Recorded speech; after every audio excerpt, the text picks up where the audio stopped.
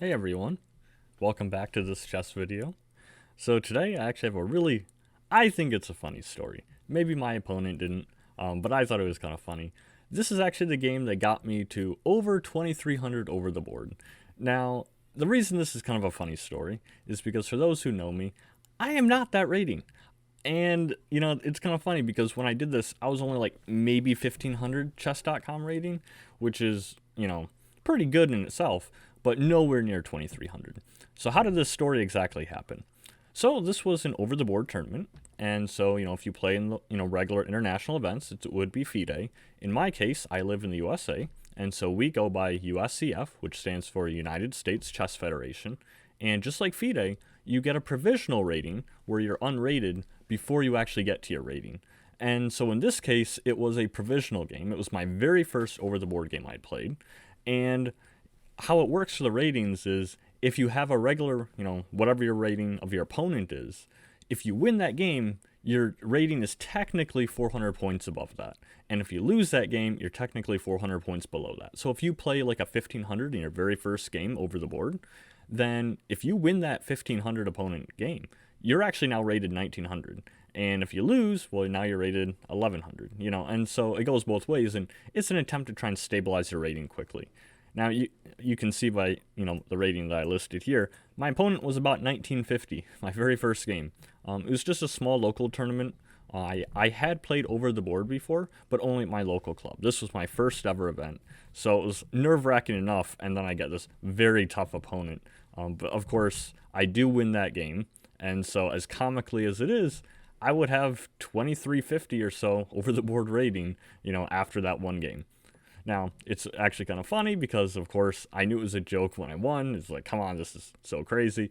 My round two opponent was rated about 1600, and I lost that game. And I did okay in that event, but, my rating stabilized much more normal. But okay, but it's still an interesting game to take a look at. So, trip down memory lane. This is my first over-the-board game. So, I played e5 back then. Now I play the Caro-Kann, so a little bit different. I start with c6 on move 1. Repertoire change, but back then for many years I used to play e4 e5, and this is a very strong idea. It's very symmetrical. People hate it. They say, oh, it's only for beginners, but I was 1500 chess.com at the time, and I actually got over 2000 on chess.com the first time by playing e4 e5, and so it's still a good opening. So they start knight f3, of course, very common. Knight c6, this is all normal stuff. Get bishop c4, knight f6. All this is very, very common, normal Italian game here. And they play d4, which is the open variation. I knew this at the time. I was fairly, well booked in this stuff. So, of course, I took it. That was my repertoire back then. They castle. And now this is a nice moment where you have some options. Of course, one option is you can capture on e4, but it's very tricky. If they play rook to e1, you probably have like d5 to try and hold the knight. Otherwise, the e-file is going to be very, bothersome, to put it lightly, because your king is still in the center. Another option that you have is just play bishop e7 and then try and get castled quickly because you don't want to worry about the e-file pressure. Now, I chose a different option because, again, this is what I had studied. And so I play here bishop to c5. And so what this is going to lead to will be the Max Lang attack. So the very obvious move is what happens if they push the pawn, because we can't take back because this is guarded by the knight. We also have the rook coming here, very dangerous stuff, and we really don't want all this on our king. So the move here to know is if they play pawn to e5, which is exactly what happened in my game, I have to play pawn to d5. This is all opening theory, and this is the solid idea. Now, this idea I actually first learned from I.M. Krzysztof Sielecki, with this e4, e5 stuff that's online. And, back then, this was fairly well-known territory for me. And I knew that, of course, if they take my knight, I take their bishop. And the idea is that, I'm going to have the better center. It would actually look like this, which is actually what happened, where these pawns are actually pretty far advanced. And I'm actually controlling some key squares, in the center here. So even though they might have the open e-file, I should be able to get castled and should be fine. Now, what's also really kind of interesting here is if they take this pawn, I just play rook to g8, and maybe long-term I can capture this pawn, maybe not. I might even get the open g-file in some lines. So it's an aggressive attacking, repertoire that I used to have back then. But this is what I was comfortable with playing. Now, my opponent did not take, which is probably what I had studied the most. My opponent played rook to e1. And I didn't know this was opening theory. I was only 1500 chess.com. This is my first over-the-board game. So, what do you do here? Well, now you think. And so I thought here for quite a while. And so the move I came up with was bishop to e6. I'll just block the check. And that is booked. That's fine so far. But, I'm already kind of unknown territory at this point. Now, they play knight to g5, which is a book move, but I didn't know it at the time. And so I'm on my own here. And this is actually not so easy because there's a lot of e-file pressure. And so now knowing what I know, the correct move is not what I played. What I played was queen captures f6, which is the natural looking move, and I thought I was fine. But that's actually a book trap. I actually walked into a trap in my very first game. Knowing what I know, the correct move, I think, is actually play queen to d5. And with queen to d5, the main line actually goes knight to c3. They can't take because, of course, the pin. Then I go queen to f5, knight c to e4, and then you castle queenside. And this is very dangerous stuff, but the engine says it's roughly equal. Theory goes a lot deeper here, but I didn't know it at the time. We didn't get into that. And so, going back to the position, I took the f6 pawn. And so, why is this a trap? What kind of trouble am I in here? Well, I very soon found out. So, they take my bishop pretty quickly, super sure that they knew opening theory that I didn't. I take back, looks normal. And now they play this check. And I'm kind of, okay, that's kind of strange. Why would they play this check? And so I block. And then, of course, okay, now I see. So it forked my bishop. Not so happy about that. So my very first game already down material. And so, a lot of people might even consider resigning at this point, especially against a player that's much stronger. Again, I'm only like 1500 at this time for online, and so it's nerve-wracking to play your first event. I played a little in person before, like I said, but, it's very different when you play your first rated event. The pressure seems different. You just have to experience it, once you try it.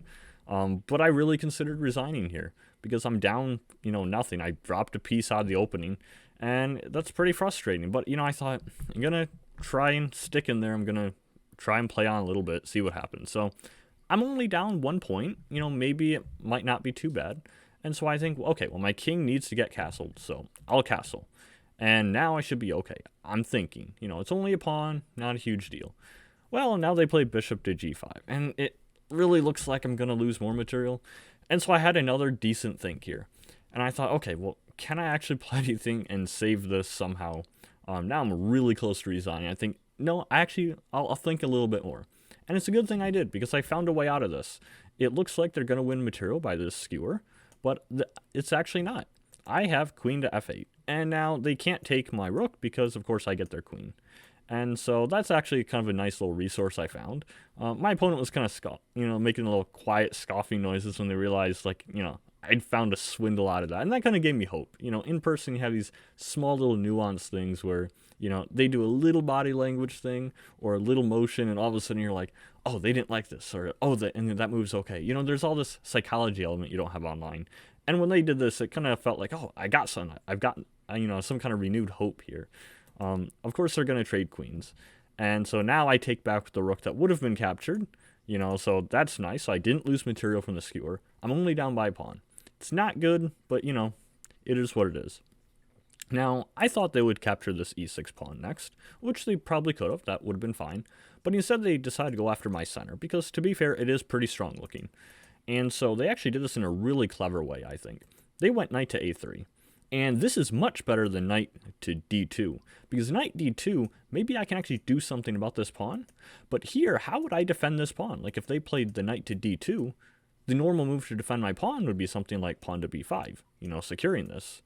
Now, the problem is, once they play knight to a3, this knight also controls the b5 square. So now I can't even defend my own pawn with my own, b5 pawn here. So that's actually like, okay, this is actually, they're rated their rating for a reason. So I think, okay, well, I'm going to have to play actively. So if they attack a pawn, I'm going to play active and counterattack, attack their bishop. That's worth more than the pawn. Maybe buy me some time. So they retreat the bishop back. I play g5. I really want to keep the initiative. They move the bishop back to g3. And now I play b5, and now this is actually supported because my knight over here. So I thought that's actually kind of a clever idea that I found. I'm sort of holding, but now they're going to win my e6 pawn. It's like, okay, well, now I'm down by 2, it's not good, but I feel confident. I feel like I have some counterplay in the fact that I have my really nice center, and maybe I can make use of that center.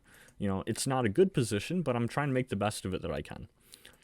So next, my knight is attacked, so I retreated back to b8, trying to relocate this knight. I think looking back at it now, I'm thinking maybe I should have just played king over to b7. Maybe something like that is maybe a move that I'll play nowadays. But at the time, this is what I played. So of course they double rooks on the open file. That looks very logical. Now I played king to b7. And so they played rook to e7, which is, getting a rook to the 7th rank. So that's usually a pretty good idea for them, so no fault there. Of course, they're attacking my c7 pawn. Maybe they'll add pressure by bringing in the other rook. Keep in mind, this bishop here is still looking at this, so there's actually an immediate threat. Even if they don't double on the 7th, something like, I don't know, rooks here and then a lot of pressure, including the bishop. So, I have to be a little careful here. But even if they don't get both rooks, I still have to do something about the pawn now. So with that being said, I play knight to a6. And so now they think a little bit, it's a little longer game. And so they try and trade rooks because, after all, they are up material, so they do want to trade. And this is really bothersome because I really don't want to trade. But I can't, do something like this, I didn't think. Maybe I could have, looking back. But in the game, I thought I really didn't want to do that because they could just trade, I could trade back, and then they could play the other rook in, and this is still defended by the bishop. And eventually, my rook is going to have to go, and then I'm going to drop the b5 pawn with check. And so I really don't want to trade that much. I really don't want to give up both rooks for that. So I thought, okay, well, I'm just going to trade the one pair of rooks, and then I'll have to do something from here. So obviously, I don't want to drop the pawn. c6 was probably logical. Looking back, probably should have played that. But I played a different move instead. I played rook to d8. And so I'm giving up this pawn, but at least I have the rook behind my very strong center. Maybe I can start pushing the d pawn. Maybe have some chance of counterplay here. It's really unfortunate that I fell for an opening trap and got into some trouble, but, it is what it is, and we have to play on. So they take my pawn with check. Now I come up attacking the rook. That way it buys me a little bit of time, gains some kind of tempo. I can't capture this rook because of the knight, but at least it's some kind of pressure that they might have to be careful with that rook. So they just move the rook, and of course they win more material because they take a pawn. And it's like, okay, I'm down by 4.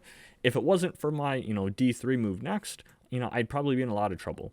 But I pushed. I thought maybe I can get some kind of pass pawn, maybe get a queen. Very far-fetched, but, it's my best hope here.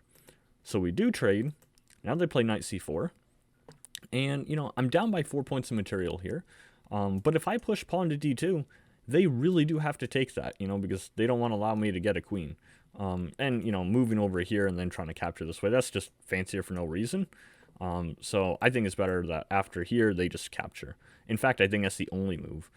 Because here, like if they were to just play something like this, maybe they don't even have time to do this, because if I push, they recapture. It's not just a knight, it's actually back rank checkmate, so there's actually some trickiness here. But they played the simple one. They didn't do that. So they did exactly what they're supposed to. They just capture, give back the little material. I'll take their knight, but I'm still down by 2 points of material. I'm down by a lot. I lost a lot of pawns in the center. And so we have to play on. So they push f4, which is, of course, their pass pawn. They also want to promote to a queen, so that's normal. And so I think, well, I'm only down by 2. Let me capture on b2. And so now the material is closer to equal, and it's very difficult. How do you defend this a2 pawn? Now, knowing how the game went, I think they were probably best to just ignore this pawn and give back the material, even though that's, psychologically tough, especially in a longer time control game. I think they really should have just started pushing this pawn and done exactly, the most in their power that they could to try and win the game that way. But instead, they try to save their pawn. And this actually buys me a little bit of time because now I can play knight to c5. And I'm attacking this pawn, so, it feels like they're going to lose this pawn soon. But I'm also getting my knight into play, so that's kind of a useful idea.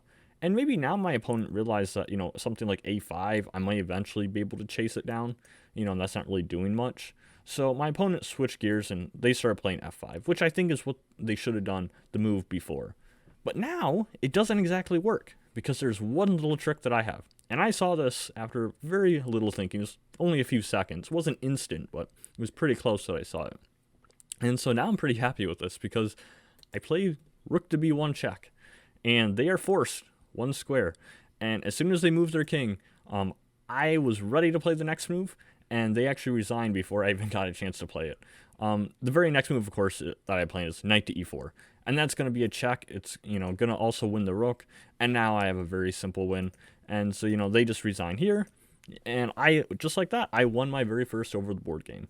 As soon as they lost, you have to be kind of quiet in the tournament hall. They quietly stormed off. They kind of went like, and just kind of gave it up that way, throwing their hands up, little, sound. But, for me, the fact that they walked away is probably better because, I'm just kind of sitting there trying to hold my emotions. And I'm not quite shaking like some people, but, that was my first game. And I just won against a 1900 plus player. That is no small feat. And I knew the funny thing would be that, my provisional rating would be 400 points higher than that. So, after that game, I'm like 2350, which is ridiculous. And I knew that was funny at the time. But that's a true story. That is actually what happened. And like I said, I lost a few games after, including my round 2 game. So it was never 2350 in the computer because, they enter all the results, add them up at the end of the event. But at least mentally, I know that after the first game, that was kind of the highest rating I've ever been. So that's how I got that rating that one time. But it was a nice game to, go back through memory lane and kind of show that, I had a few chances where, maybe I could have resigned, but I kept playing. Back here, falling for this opening trap, losing a piece right out of the opening, that's tough. You could have resigned at that point, but I kept playing. I castled. This moment also looked like I could have lost. But eventually I had enough counterplay, and I felt enough that I kind of had this renewed hope to keep going. And sometimes that's all it takes. I think there are times to resign, but I also think that there's also times where you can keep playing. And if you have the motivation, the spirit to, keep trying, because, you never know what's going to happen, especially if you have counterplay. So I hope everyone found this video useful, and I will see you in the next one.